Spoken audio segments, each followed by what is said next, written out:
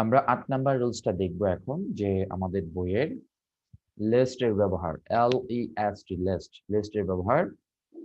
List শব্দটা দেখতে positive মনে হচ্ছে, পজিটিভ, হ্যাঁ, যেমন যথারীতি স্বাভাবিক একটা শব্দ মনে হচ্ছে, বাট ইংরেজি গ্রামারের ক্ষেত্রে আমরা কিছু কিছু শব্দের ব্যবহার দেখতে পাই, যেমন হার্ডলি, নেশনার, স্কার্সলি, লিস্ট। এই শব্দগুলো নাবোধক অর্থ প্রদান করে, নাবোধক অর্থ প্রদান করে। তাহলে এখানে যে লিস্ট শব্দটা আছে, এই লিস্ট শব্দটা কি অর্থ প্রদান করে? নাবোধক অর্থ প্রদান করে। এই কথাটা একটু লিখে রাখো, লিস্ট শব্দটা নাবোধক অর্থ প্রদান করে। কিভাবে? আমরা একটি এক্সাম্পল যখন পড়বো তখন আমাদের ক্লিয়ার হবে যে নাবোধক অর্থটা কিভাবে হলো।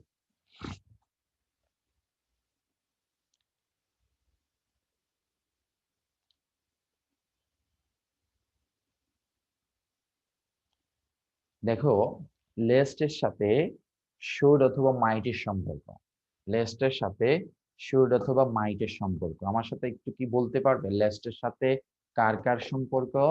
শুড অথবা মাইট। 5 বার বলো, লিস্টের সাথে কার কার কার সম্পর্ক? শুড অথবা মাইট, শুড অথবা মাইট, শুড অথবা মাইট, শুড অথবা মাইট। ফারজানা আপু কিছুই বলে না, উনি শুধু শুনছেন। আর যারা ভিডিও অফ তাদেরটা তো দেখতে পাচ্ছি না। ফারজানা আক্তার, ফারজানা না, শুধু ফারজানা আক্তার। ঠিক আছে, আচ্ছা, বলবা তোমরা যখন সাথে সাথে বলবে তোমাদের বিষয়টা প্র্যাকটিস হবে, চর্চা হবে। রেহানা আপু ভিডিও অফ রাখেন, অসুবিধা নেই, আপনি অফিসে আছেন। আচ্ছা, লেস্ট শব্দটার সাথে আমাদের সম্পর্ক হচ্ছে শুড অথবা মাইট, এবং আমরা জানি শুড অথবা মাইট হচ্ছে মডেল অক্সিলারি ভার্ব।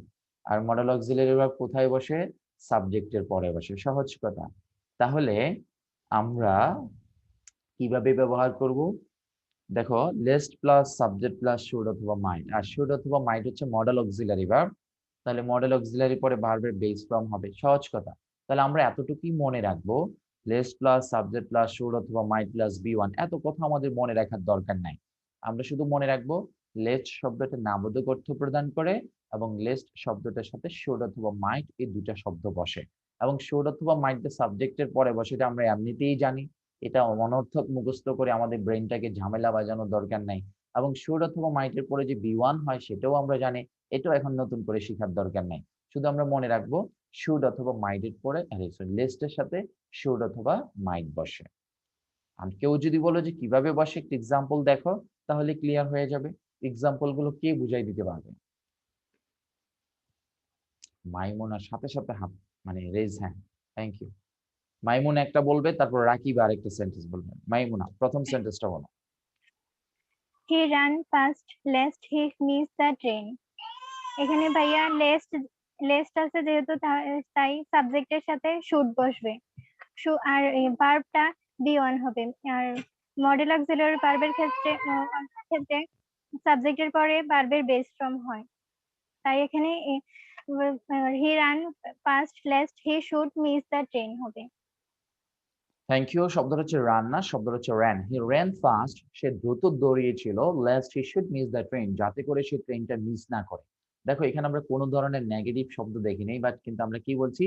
যাতে করে সে ট্রেনটা কি না করে, মিস না করে, যাতে করে সে ট্রেনটা না হারায়। ওকে, থ্যাংক ইউ। রাকিবা, তুমি 2 নম্বর এক্সাম্পলটা বলো। আসসালামু আলাইকুম ভাইয়া। ওয়ালাইকুম আসসালাম, জি। Walk fast lest you miss the train. এখানে সেন্টেন্সে লেস্ট আছে, এই কারণে সাবজেক্টের পর শুড অথবা মাইট যে কোনো একটা বসাতে হবে। তাহলে ইউর সাথে শুড এর পর ভার্বের বেস ফর্ম হয়, তাহলে উত্তরটা হবে walk fast lest you should miss the train.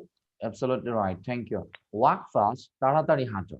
Walk fast, তাড়াতাড়ি হাঁটো। আমরা বলি, এই দোস্ত তাড়াতাড়ি চল, এই বৃষ্টি শুরু হয়ে যাবে। এই তাড়াতাড়ি চল, পরীক্ষা শুরু হয়ে যাবে। এই তাড়াতাড়ি চল, না হলে স্যারের মানে 10টায় ক্লাসে জয়েন করা যাবে না। হ্যাঁ, এই তাড়াতাড়ি চল, এখনই যেতে হবে। আচ্ছা, আমরা যেটা বলি আর কি, walk fast lest you should miss the train. এই তাড়াতাড়ি চলো, যাতে করে আমরা ট্রেনটা কি না করি, মিস না করি। সবাইকে বুঝতে পেরেছো? জি, থ্যাংক ইউ। এক্সাম্পল গুলো এগুলোই পরীক্ষা আসে, এগুলোই মনে রাখবে তোমরা।